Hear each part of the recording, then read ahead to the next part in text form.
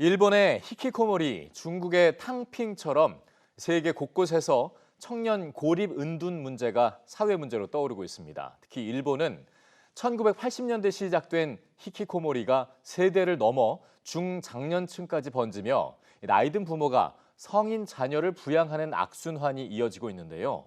우리나라는 이제야 그에 대한 지원에 첫 발을 뗐습니다. 진태희 기자가 취재했습니다. 7년 동안 고립과 은둔을 반복해온 신현재 씨. 11살 때 부모의 이혼으로 친척집을 전전하며 방한 생활이 익숙해졌고 유일한 위로였던 반려견마저 잃으며 바깥과 점점 단절됐습니다. 계속해서 취업 시도를 했지만 은둔을 오래 했으니 기술도 없고 스펙도 없고 자격도 없고 안 그래도 엄청 요즘 취업난인데. 다시 세상 밖으로 나온 건 고립 청년들이 세운 스타트업 안 무서운 회사에 입사하면서부터였습니다. 우리가 은둔하게 된 이유가 뭘까 생각해 봤을 때 세상이 너무 무서워서였지 않나? 그래서 우리는 숨지 않았나? 라는 생각이 들어서 그렇다면 세상에 무섭지 않은 회사 하나쯤은 우리가 만들어 보자 해서 만들어진 이름입니다. 한국보건사회연구원 조사에 따르면 2023년 19세에서 34세 고립 청년은 49만 명으로 추산됩니다. 팬데믹 이전인 2019년 30만 명대에서 20만 명 가까이 늘어난 수치입니다. 이로 인한 사회적 비용은 연간 7조 원, 1인당 약 2천만 원으로 추정됩니다. 먼저 이 문제를 겪은 일본의 상황은 어떨까? 일본 내각부 조사에 따르면 현재 히키코모리는 146만 명으로 2009년 첫 조사 당시 69만 명보다 2배 넘게 증가했습니다. 2018년부터는 40대에서 60대 중장년까지 조사 대상을 넓혔습니다. 부모가 고령이 돼도 히키코모리 자녀를 부양하는 8050 문제가 본격화됐기 때문입니다.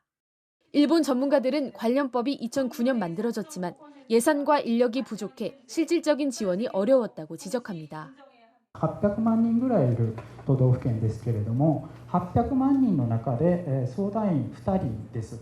で、どう考えても足らないわけですね。その中で相談事業を回していかないといけないわけなんでいいので、当然継続相談というのは不可能になってきます。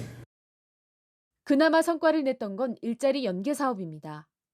오사카의 아와지 플라츠 사업은 심리상담과 진료를 병행하며 가벼운 노동을 제공해 사회복귀를 도왔습니다. 사업 종료 2년 뒤에도 실제 사회 참여가 꾸준히 이어졌습니다. 사회기술을 재학습한 청년들은 직업훈련과 일경험을 통해서 자립으로 나아가고 있었고요. 이 모습이 저희가 참고할 만한 모형이 아닐까. 우리나라는 2023년에야 관계부처 합동으로 고립은둔 청년 종합대책을 내놨습니다. 고립은둔 청년들은 가장 필요한 지원으로 경제적 지원과 취업, 일 경험 지원을 꼽았습니다. 하지만 고용 한파로 구직을 포기한 쉬었음 청년 인구가 역대 최고치를 기록하면서 54만 명에 이르는 고립은둔 청년이 설 자리는 더 좁아지고 있습니다. 청년들이 고립의 상태에서 은둔의 상태에서 회복되고 사회로 나가기에는 최소 2년에서 3년 이상은 걸립니다. 좀 낮은 단계의 적합 일자리를 개발을 해서 좀 미래지향적인 관점에서 일자리를 개발해야 될 필요가 있고요. 고립은둔 아동 청년을 지원하는 법은 내년 3월부터 본격 시행됩니다. 일본의 실패를 반면교사 삼아 골든타임을 놓치지 않도록 보다 체계적인 지원이 시급하다는 지적이 나옵니다. EBS 뉴스 진태입니다.